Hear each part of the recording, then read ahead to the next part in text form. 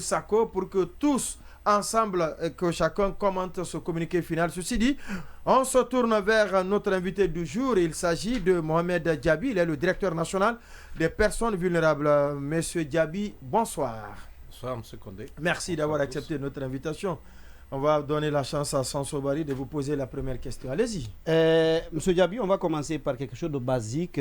Qu'appelle-t-on personne handicapée?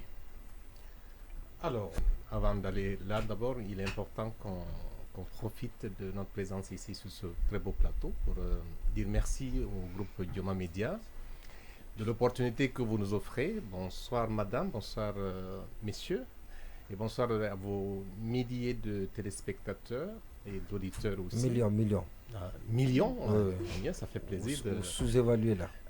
Nous nous référons, nous autres, à l'audimat qu'on mesure à travers nos téléphones. Donc, on voit là que c'est en termes de milliers. Donc, on se réjouit de savoir que vous avez maintenant des millions. Ça, c'est sur le ça, net. c'est juste... On va lever l'équivoque.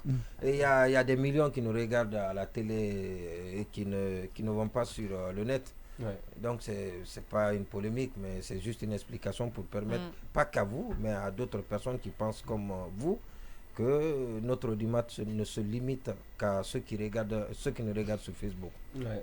Force et honneur à vous. Alors, pour parler de personnes handicapées, la solution ou la réponse se trouve dans un document essentiel qu'on appelle Convention internationale des personnes handicapées. C'est le document de référence et qui a été adopté en 2006 et qui, en son article 1, a pu consacrer effectivement la définition de personnes handicapées. Et c'est une question essentielle parce que ça permet de lever l'équivoque. Il arrive très souvent que nous ne nous entendions pas très souvent sur ce qu'on appelle personnes handicapées. Alors pour lever cet équivoque, rendons-nous à l'article 1 de cette convention qui définit la personne handicapée comme étant toute personne qui présente des incapacités. Ces incapacités peuvent être physiques, morales, sensorielles, intellectuelles. Donc ça fait déjà 4 caractéristiques. Et que ces différentes incapacités doivent être durables. Ça veut dire donc que ce n'est pas parce que simplement vous avez eu un bobo à la main qui vous a empêché momentanément de ne pouvoir exécuter une tâche qu'on va vous qualifier de personne handicapée. Même ceux qui ne peuvent pas procréer aussi sont handicapés. On va y arriver, messieurs. Donc, lorsque ces 4 caractéristiques-là sont durables, et que par la suite, leur interaction avec les différents obstacles qui se dressent devant eux les empêche d'arriver à ce qu'on appelle l'égalité des chances. À partir de là, ça veut dire que vous avez une incapacité d'ordre intellectuel, vous avez une incapacité, par exemple, vous êtes amputé au niveau de la jambe, vous êtes paraplégique, ou bien vous êtes bossu, ou bien vous êtes manchot, ou bien vous êtes non-voyant. Chacune de ces caractéristiques, puisqu'elle est durable, le fait que l'environnement ne vous permette pas de pouvoir parvenir à l'égalité des chances, en ce moment, on parle de personnes handicapées. Vous qui avez posé la question, si on doit appliquer cette définition de la Convention internationale à vous-même, vous avez une incapacité. Si vos millions de téléspectateurs et d'auditeurs ne le savent pas, vous faites la fierté du monde du handicap, mais vous êtes donc une personne handicapée en ceci parce que vous avez une incapacité, c'est parce que vous êtes paraplégique ou tétraplégique. Alors, elle est durable parce que ce n'est pas pour un petit moment seulement, c'est presque, on va dire que c'est permanent. Et le fait que l'environnement qui se dresse devant vous, vous êtes logé au premier, au deuxième étage, ça fait que vous n'avez toujours pas la possibilité de pouvoir compétir de la même façon que les autres. Donc, vous ne parvenez pas à l'égalité des chances. En ce moment, on parle de handicap. Donc, le handicap, pour qu'il y ait handicap, il est important que nous nous entendions sur ces différents paramètres.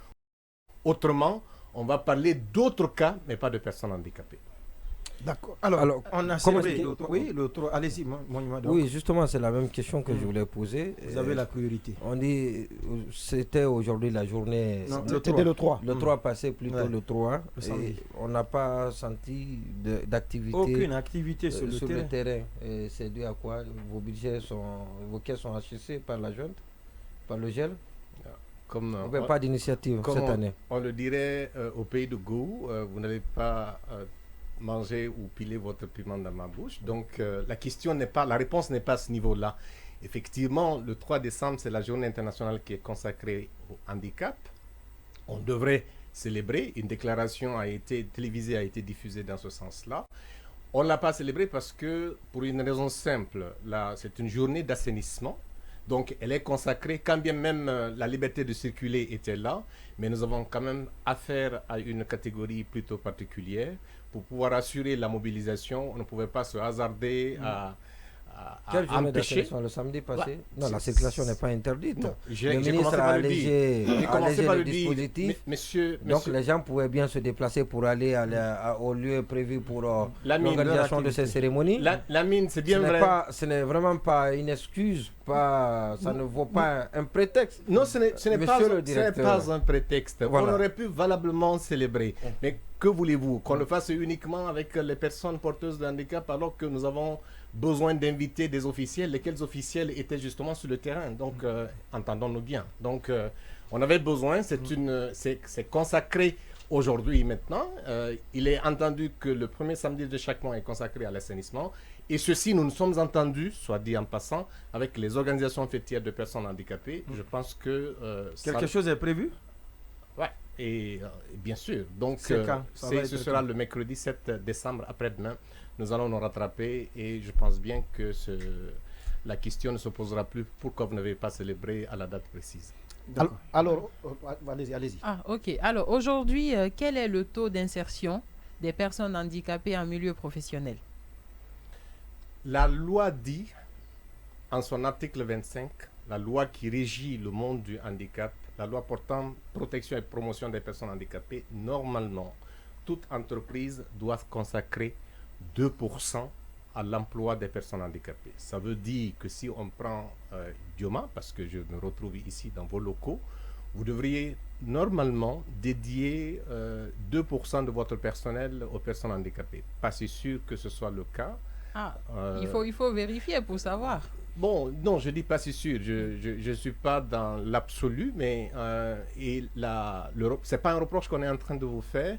Mais déjà, on vous encourage parce que vous employez une de nos cibles. Donc, il n'est pas le seul. Non, c'est pour ça que je dis, un de vos techniciens aussi, on sait bien qu'il fait la fierté du monde de l'albinisme. Donc, tout ceci fait honneur.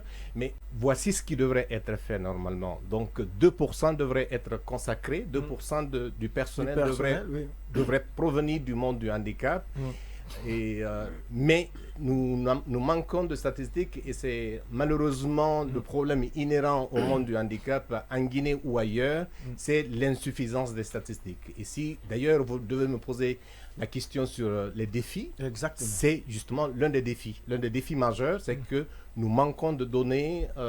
Si on a des données globales, des données désagrégées, on en manque. Donc on ne serait en mesure de dire avec exactitude le taux d'insertion, sinon que nous savons qu'il y a des personnes qui sont employées au niveau du secteur de la fonction publique, il y a des opérations de recrutement qui sont organisées, il y a au niveau également des organisations de la société civile, du secteur privé, au compte-gouttes des... Oui, mais il ne faut pas oublier aussi que ce ne sont pas toutes les personnes handicapées qui demandent un travail. Ça aussi, c'est une réalité. Qui sont employables, qui sont employables ou qui partent même à l'école, qui ont un métier comme Sanso, comme d'autres personnes qui ont envie de travailler dans un milieu professionnel. Voilà. Il est important, poser la question en ces termes, c'est déjà entrer dans l'un des problèmes que rencontrent les personnes handicapées. La discrimination. C'est la stigmatisation. Non, pas la discrimination, non, c'est le mot. Mais c'est plutôt la stigmatisation. Exactement. Donc, faisons attention, on ne va pas faire un focus uniquement sur les personnes handicapées. La Guinée, à l'image des autres pays, ce pourquoi nous nous battons, c'est plutôt leur inclusion. Donc, qu'ils soient mêlés, qu'ils soient dans le groupe, mais qu'on ne fasse pas de distinction si particulière portant sur... Non, je ne suis pas en train de... Juste, je vais quand même préciser, c'est qu'aujourd'hui, Dioma, nous, par exemple, on n'a aucun problème avec cela, mais il y a peu de personnes en situation de handicap qui viennent même demander du travail chez nous. C'est dans ce sens-là que je suis... Vous reprécisez bien la question et c'est l'un des chantiers auxquels